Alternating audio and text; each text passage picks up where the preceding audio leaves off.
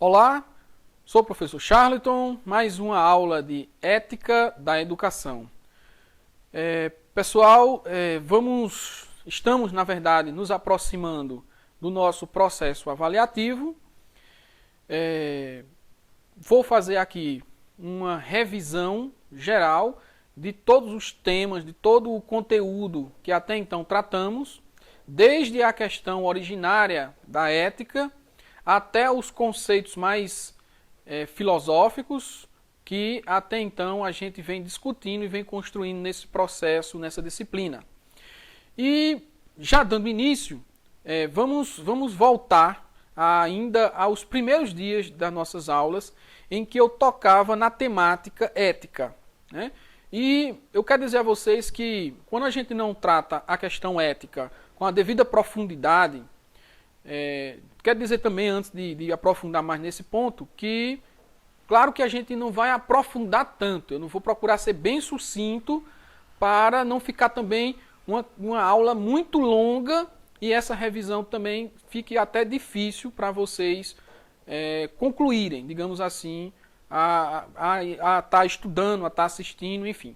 Mas voltando, quando a gente vê a questão ética no sentido mais geral, no sentido mais comum, a gente percebe que a gente não tem muito uma grande profundidade ou grande entendimento sobre essa questão da ética.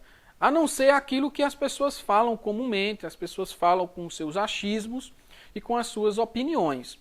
No sentido de tentar dizer a ética, o que é a ética, simplesmente no fato de que você não pode falar mal do outro, que você não pode trair alguém, ou eventualmente roubar, alguma coisa desse tipo. É claro que isso são temáticas da ética, mas a ética não se restringe a essas questões mais superficiais, vamos dizer assim.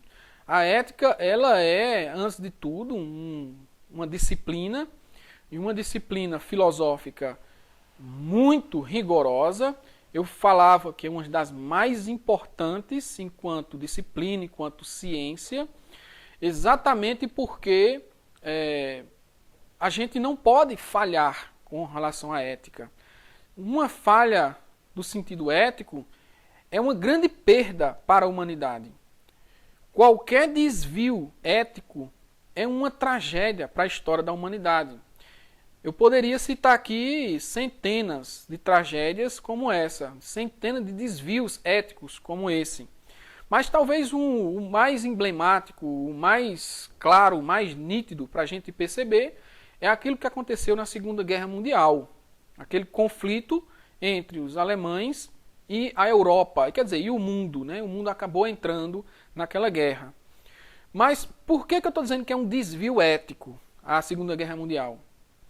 Porque Adolf Hitler, com o seu partido nazista, com os nazistas como um todo, eles, por terem perdido a Primeira Guerra Mundial e se sentirem ofendidos por outras nações estarem no seu país, de certa forma, oprimindo aquele país, aquela nação, aquele povo, eles traçam uma ideologia, um plano, uma estratégia de se libertar, e não só de libertação, mas também de aprisionamento de outras nações, de domínio de outras nações.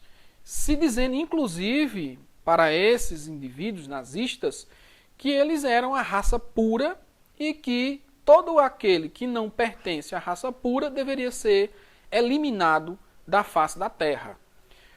Daí você percebe o grande mal que está implícito, porque você se auto-intitular melhor do que os outros, em termos de humanidade, é um desvio ético sem precedente. A gente não tem na história, talvez, da humanidade, tamanho desvio ético.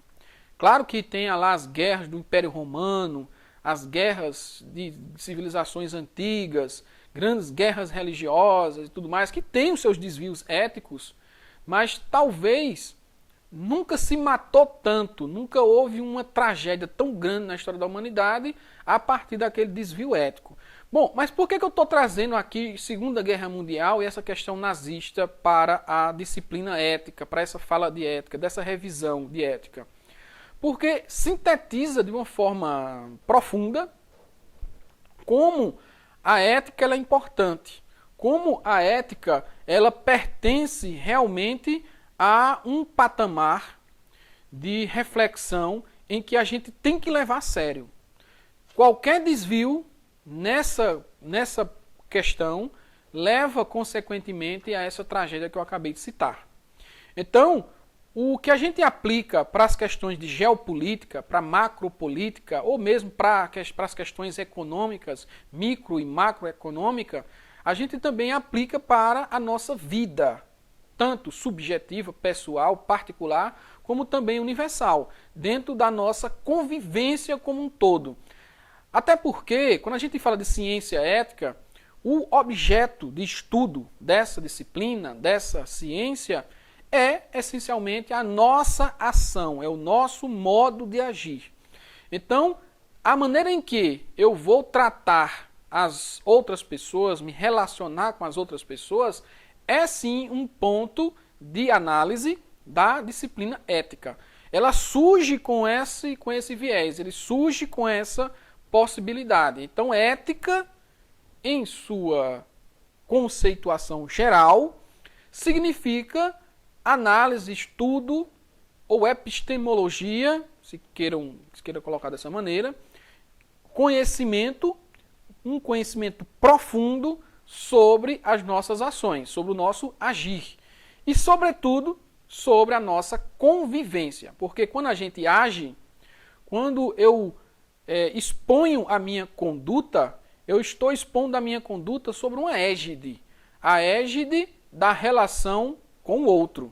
Então, é da convivência. Então, eu vou agir, o outro age. Ação e reação. O tempo inteiro. Então, o que é que ela estuda? Ela estuda essas nossas reações. E estuda sobre uma perspectiva do caráter. Eu tenho uma personalidade e essa minha personalidade vai determinar as minhas ações. Evidentemente que o meu caráter, a minha personalidade está moldada em cima de alguns valores, que é um ponto importante para essa questão da ética, que quando ela vai estudar as nossas ações, ela vai estudar como a gente se motiva para agir. Então, quais são as minhas motivações? Então, eu vou deixar de matar alguém, muitas vezes, porque eu tenho uma religião que não me permite e que me convence em que eu não posso matar o outro. É evidente que a minha religião tem um valor absoluto nessa minha ação e, consequentemente, quando eu digo não matar, eu também valorizo a doutrina da minha religião sobre essa perspectiva. Então, o valor, nesse caso aí, é o objeto estudado essencialmente pela ética. Que a aplicabilidade dessa minha conduta, a aplicabilidade desse meu caráter, a aplicabilidade da minha ação vai ter um nome, vai ter um conceito que a gente chama hoje de moral. A moral, que é justamente aquilo que é mais investigado pela ética. Por isso que quando a gente fala ética é uma coisa, moral é outra, e essa distinção vai exatamente nessa linha. Enquanto ética é esse conhecimento, é essa epistemologia do comportamento, da convivência, das ações, dos valores e, sobretudo, da ética, ou da moral. Né? Então, a moral, nesse sentido aí, vai ser, então, a aplicabilidade de tudo isso. Ou seja, eu faço sempre essa analogia. Enquanto a ética é o céu, está no alto, digamos, é o aspecto inteligível da coisa, a ética, a moral, melhor dizendo, a moral está na terra, está no chão, está na base, está na prática, está no dia a dia, está na realidade, ou seja, está no sensível. Né? Então, eu faço essa analogia, essa distinção, colocando a ética como o guarda-chuva, o sol, Platão fala muito bem isso, eu vou chegar lá, é o sol, está no céu, está no alto, é o inteligível, e a moral é a terra, é a base onde você pisa.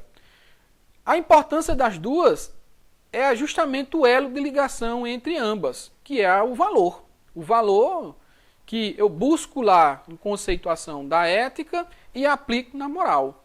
Ou não aplico. Né? Eu deixo de aplicar, não deixa de ser uma escolha. Lembrando daqueles 3 conceitos, portanto, aliás, 3 pressupostos, portanto, que eu sempre costumo falar bastante nas minhas aulas. Que falar de ética é, sem sombra de dúvida, falar de 3 pressupostos. Verdade é um deles, não existe ética sem essa perspectiva, sem esse horizonte, sem esse norte. Em busca dessa verdade. A ética é realmente é baseada nessa verdade. A liberdade, que não dá para você falar de ética sem a sua livre escolha. Nas religiões a gente fala de livre-arbítrio. Eu escolho, eu faço, eu vou agir a partir do meu livre-arbítrio. Mas, no conceito filosófico, a gente chama de liberdade. São as minhas escolhas.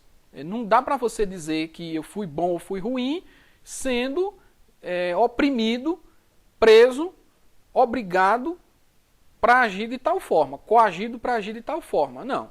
Eu só vou falar de uma ética, de fato, do indivíduo quando o indivíduo livremente escolheu fazer determinadas coisas, determinadas ações.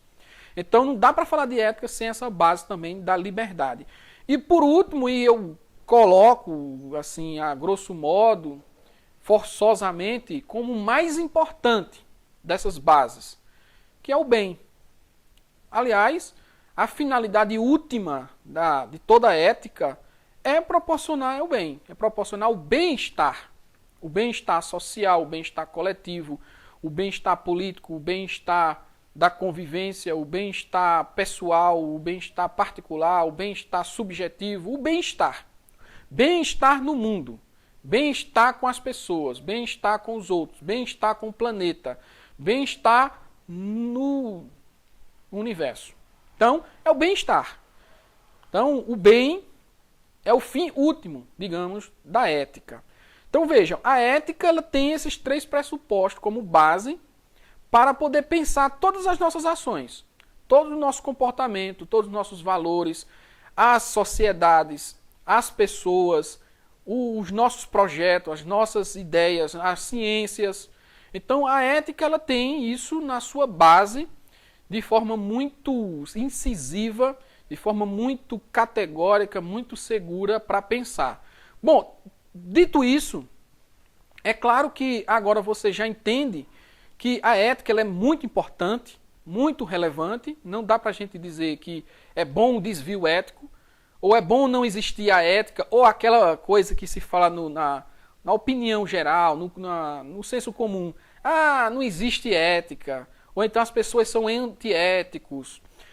Essas falas, na verdade, devem ficar no senso comum, porque a rigor, a ética está em absolutamente tudo. Você não invade uma propriedade, uma casa alheia, porque você tem na base a ética, bem, verdade e liberdade. Você não faz por causa disso. Então, dizer que não existe ética, claro que existe, você não faz por causa disso. Aí você diz, não, mas tem pessoas que fazem. Ok, as pessoas vão transgredir a ética, vão tentar o tempo inteiro fazer isso. As pessoas que querem construir uma ética própria. A ética talvez da morte, a ética do genocídio, a ética da carnificina, a ética da podridão. É possível a gente falar por essas linhas, porque na verdade algumas pessoas vão tentar traçar a sua ética particular, que na verdade não pode ser uma ética a rigor, filosoficamente falando. O que esse indivíduo está traçando e confunde, e aí é o perigo da confusão, ele está tentando implementar, na verdade, uma moralidade. Então, é isso que ele está tentando fazer. Quando ele diz assim, não, é bom matar, é bom roubar, é bom destruir a coisa alheia, é bom estuprar, é bom essas questões de forma mais extremada. Quando ele diz isso, na verdade, ele está implementando uma moralidade própria.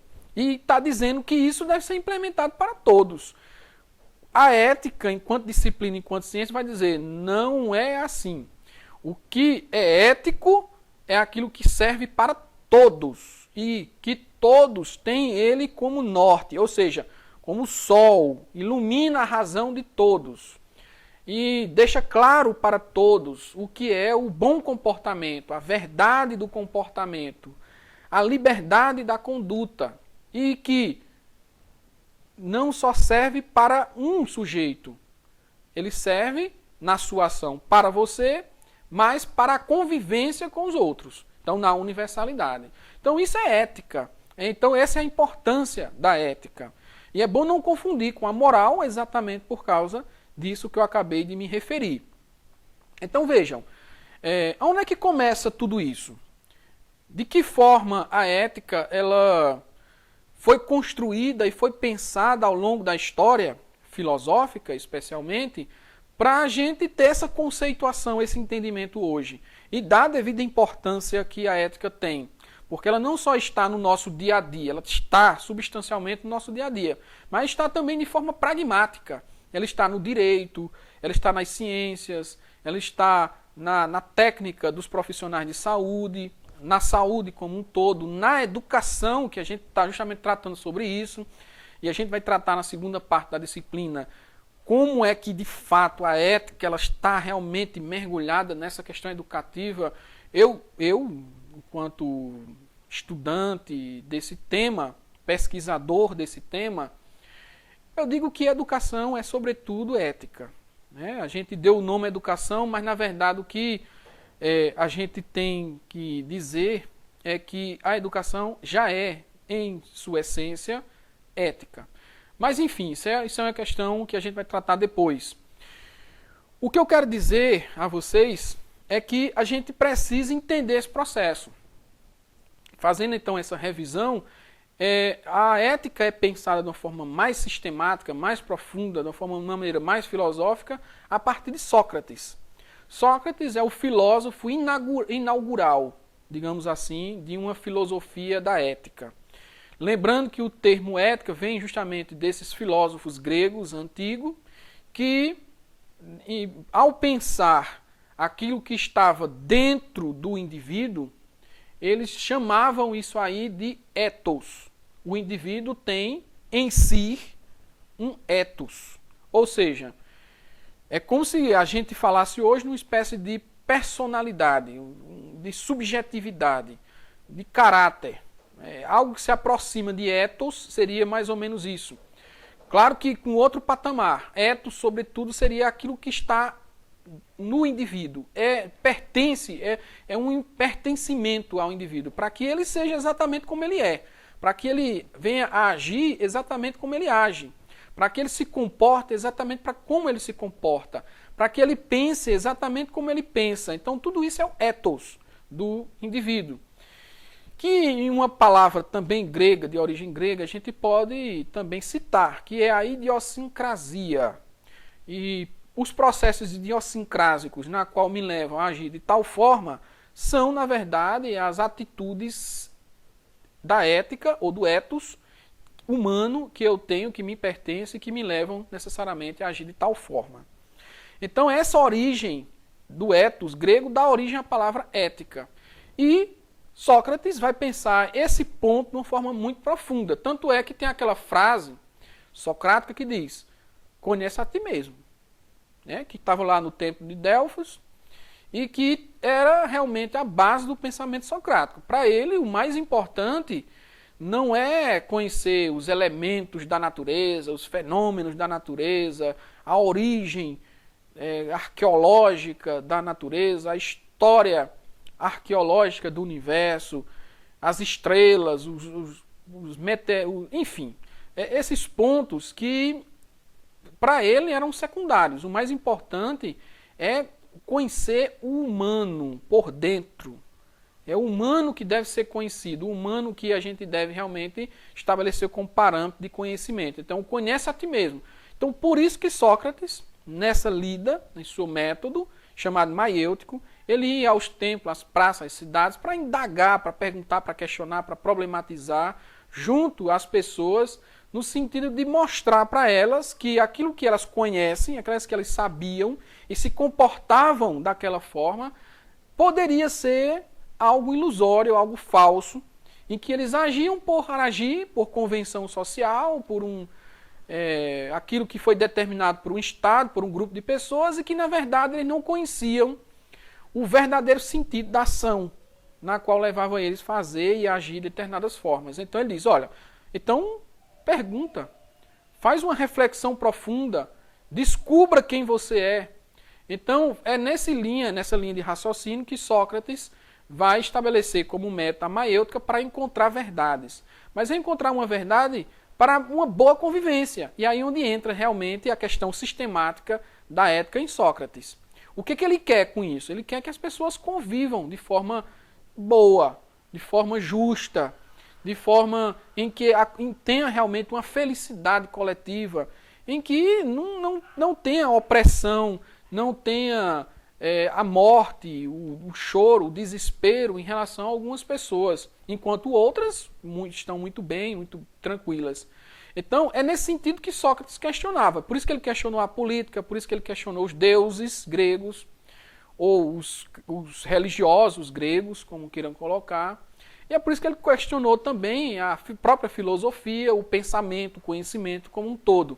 E que por isso não foi visto de uma forma muito tranquila e acabou sendo preso, condenado e morto por causa dessa busca que ele tanto almejou. Mas era uma busca, sobretudo, de uma ética profunda, de uma ética rigorosa, mostrando, já apontando que a humanidade tem que agir de outra maneira. Ela tem que se conhecer para que não cometa injustiça, para que ela veja a partir dela também o outro, para que ela entenda o outro. É uma empatia, digamos assim, socrática. Então é nesse sentido que Sócrates ele é considerado um marco, né, o filósofo inaugural de uma perspectiva ética. O seu discípulo Platão, tão importante quanto, vai numa linha muito próxima, nesse sentido também, fazendo com que haja reflexões nos seus diálogos todos, para que a gente encontre realmente um sentido profícuo da convivência.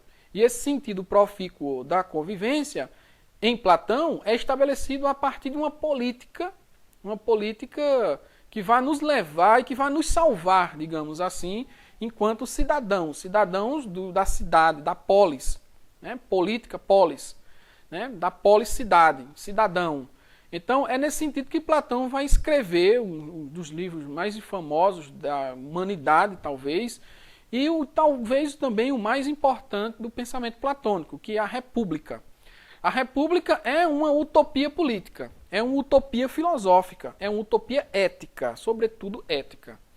Então, quando a gente fala que é uma utopia, é no sentido de que almeja, pensa que existe talvez um ideal em relação a essa convivência, em relação a essa lida cotidiana que a gente tem uns com os outros. É por isso que ele vai traçar, passo a passo, como é que a gente deve viver e conviver. Inclusive com as funcionalidades, a partir de uma habilidade que você tem, de uma inclinação que você tem para determinadas coisas. Então, quem é guerreiro vai ser guerreiro, quem tem habilidade para ser guerreiro vai ser guerreiro, ou guardião, como queira chamar.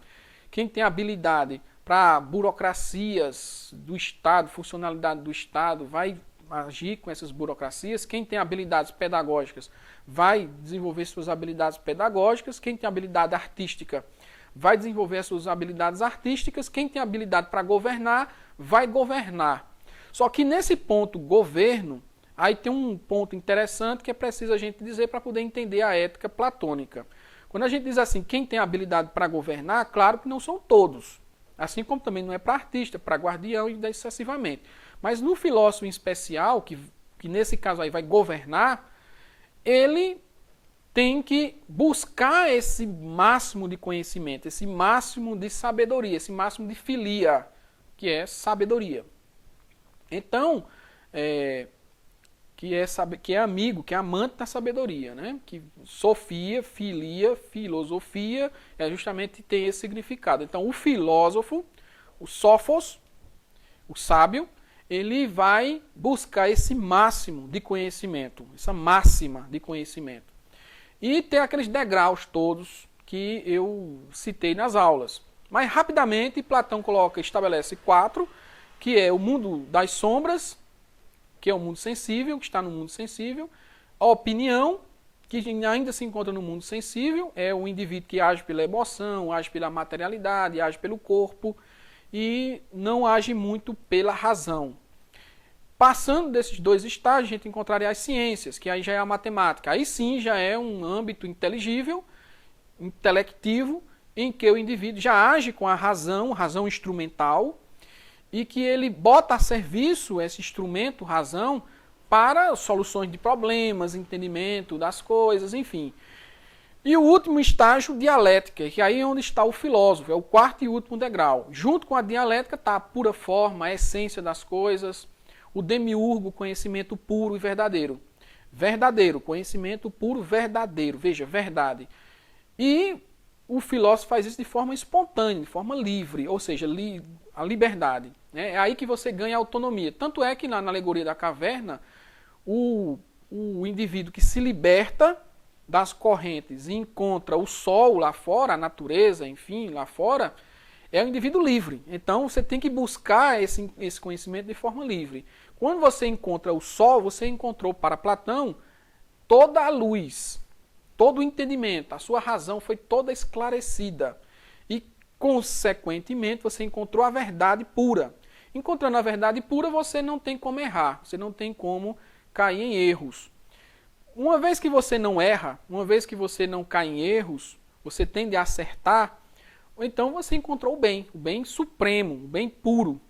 E é nesse sentido aí que Platão coloca a ética. A ética, portanto, é encontrar a verdade. A ética, portanto, é exercer a sua liberdade para tal. E, consequentemente, você não ficar com esse conhecimento, com essa razão iluminada. O mais importante, inclusive, para Platão, é você retornar lá para a caverna e libertar os outros. E esse retorno aí que Platão coloca é um retorno de redenção mesmo, de salvação dos outros. Então é nesse sentido que Platão coloca a sua base ética. A ética de Platão passa por aí. Bom, saindo de Platão, chegamos a outro discípulo, no caso agora de Platão, que é Aristóteles. Aristóteles, ele vai, claro, discordar em parte de todas essas questões socráticas e platônicas, no sentido ético, vai escrever um livrinho importante, que é Ética Nicômaco, onde ele vai traçar toda essa questão da ética, e nesse livro ele vai dizer que é importante você encontrar o seu encaixe perfeito no universo. Por que é importante esse ponto na questão da ética? Porque para os gregos, especialmente Aristóteles, o universo é um todo organizado. Há uma sistematicidade funcional no universo e faz com que as suas catracas, as suas peças, elas funcionem de forma perfeita. Qualquer desvio dessa catraca leva a uma desorganização. Essa desorganização leva a conflito, a guerra, a infelicidades. E não é bom, evidentemente. Isso não traz o bem coletivo. Lembrando que, além disso, Aristóteles considera o homem como um animal político. E por que ele é político? Porque ele vive em sociedade e pensa na sua sociedade, pensa na sua coletividade, busca soluções, ele decide, ele escolhe, então ele constrói. Então, ele é um animal político por natureza. Então, se ele é um animal político por natureza, o estado aristotélico é um estado natural, em que a gente deve buscar também a perfeição nesse estado por essa via do encaixe perfeito, da simetria, que é o ponto que a gente quer chegar no sentido ético. Então, o que é a ética em Aristóteles? É quando você está completamente encaixado nesse universo, você está simétrico nesse universo. Isso vale para você enquanto indivíduo, na sua subjetividade, mas vale também na convivência, na coletividade. Principalmente na coletividade, porque é onde você vai exercer toda a sua condição ética, ou seja, o ethos, a sua idiosincrasia vai estar realmente ali posta, de forma clara e nítida. Então, o que é ser ético em Aristóteles? É buscar essa simetria, ou seja, um equilíbrio, a harmonia universal, a harmonia do sujeito, a harmonia política, a harmonia social, a harmonia para todos. Para quê? Qual é a finalidade de tudo isso? Segundo Aristóteles, para alcançar a felicidade. A felicidade como o bem último da ética aristotélica. Temos que buscar sempre essa harmonia, buscar sempre esse justo meio, esse justo encaixe, essa virtude, essa eudaimonia, que é o termo, é o conceito correto aristotélico. A gente tem que buscar essa eudaimonia, porque ao encontrar isso aí, a gente encontra a felicidade. Encontra o justo meio, justo no sentido de justiça. Ou seja, dá àquele o que de fato é para ele. Né?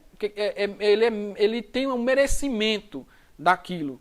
Então, se eu sou um excelente guerreiro, então eu deixo que esse guerreiro exerça a sua excelência, a sua virtude. Se eu sou um ótimo pensador, cientista, filósofo, então eu deixo e dou a ele justamente aquilo que é dele, em termos de virtude, que ele merece. Se eu sou um assassino, ora, eu mereço as penalidades, e enfim, em relação ao assassino. Então, a justiça em Aristóteles, atrelada a essa questão da ética, passa justamente por essa eudaimonia, por essa virtuosidade, por esse justo meio, por esse equilíbrio que Aristóteles coloca. Aristóteles, basicamente, claro que a gente aprofundou muito mais isso na aula, mas basicamente o que Aristóteles coloca na sua ética, como base, como conceito, como teoria, é isso. Esses dois filósofos, Aristóteles e Platão, vai serem decisivos para a filosofia cristã. E, evidentemente, Cristo também vai ser importante. E aí eu já estou entrando no último ponto que a gente traçou em sala, né, que é a filosofia cristã. Por que eu digo que esses dois são importantes? Porque quando a gente fala de filosofia cristã, eu estou me referindo de quase 1000 anos aí de história. E a ética cristã, ela vai se dar a partir de uma base das palavras de Cristo, ou seja, daquilo que Cristo deixou a partir dos seus discípulos, a partir dos seus apóstolos e seus evangelistas, que foram quem escreveram, né, a Bíblia, a Sagrada Escritura, deixou como um conceito, uma doutrina religiosa nesse caso, mas com bases também filosóficas, a gente vai ver isso, para que as pessoas ajam, se comportem, tenham condutas, caráter, subjetividades a partir dela. Então, quando eu me refiro a Cristo e essas bases, nessas palavras, eu estou me referindo, por exemplo, à ideia de que é possível amar os outros como a si mesmo. Isso é um ponto, talvez, fulcral, importante nessa questão do pensamento cristão.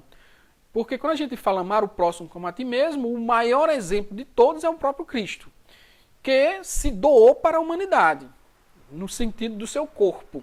Ele disse, retirem a minha vida, mas não retirem a minha perspectiva, a minha vontade, o meu desejo e a minha certeza de amar o outro. Isso não foi retirado dele em nenhum momento, porque ele não abandonou. E por que não abandonou? Porque em nenhum momento ele pensou somente nele, ou nele especificamente. Ele sempre teve como prioridade a humanidade, no sentido de que eu sou o exemplo, eu sou a verdade, eu sou o caminho para a salvação.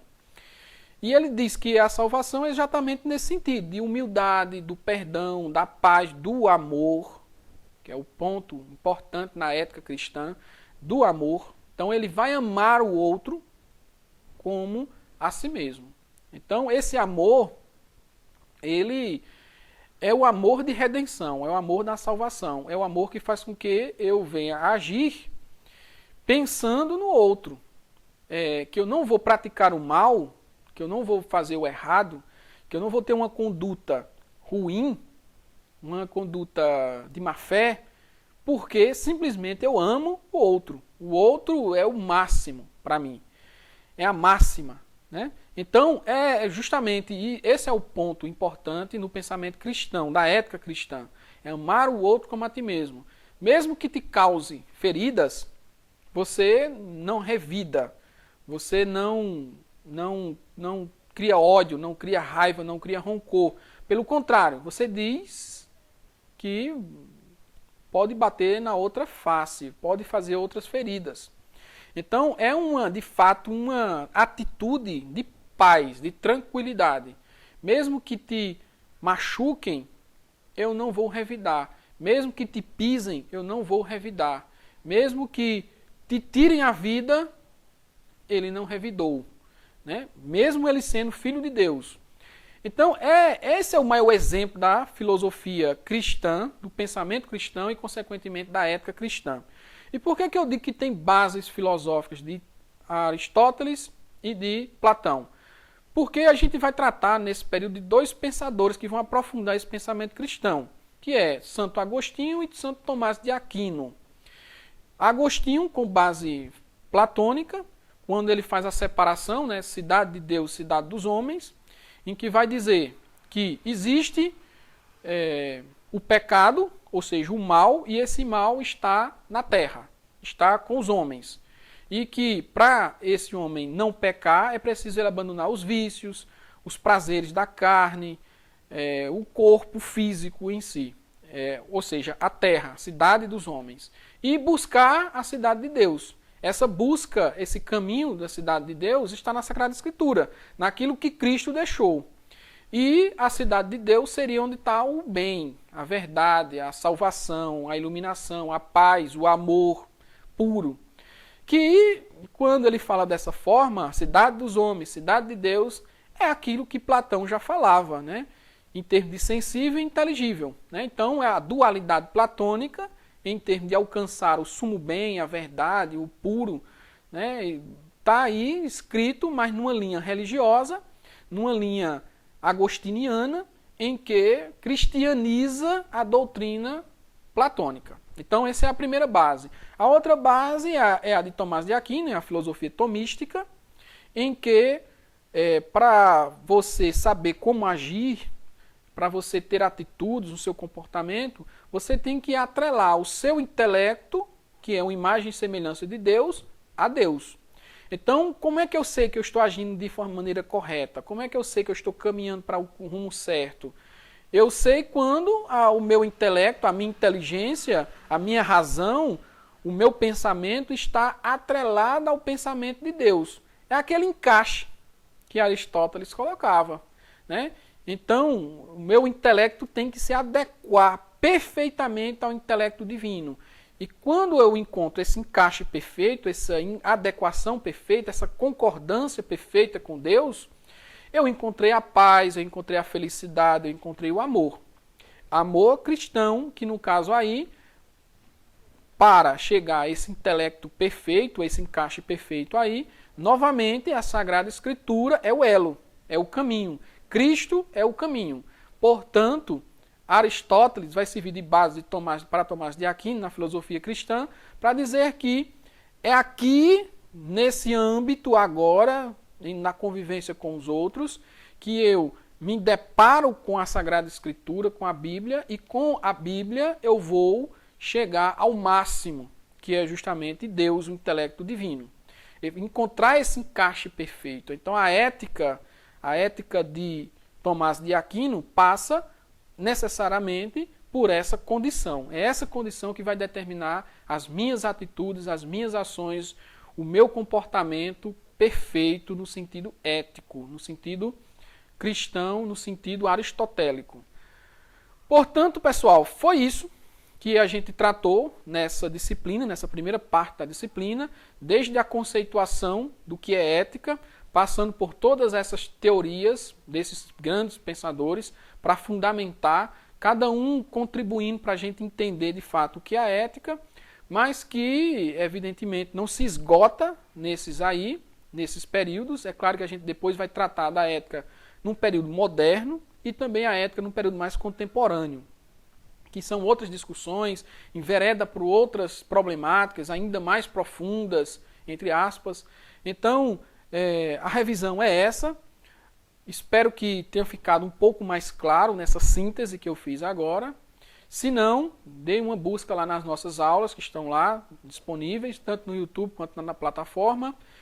E a gente se encontra, evidentemente, no nosso processo avaliativo com, espero que com um entendimento bom para relatar, descrever, resolver aquilo que for proposto. Tá bem? Um grande abraço e até a próxima.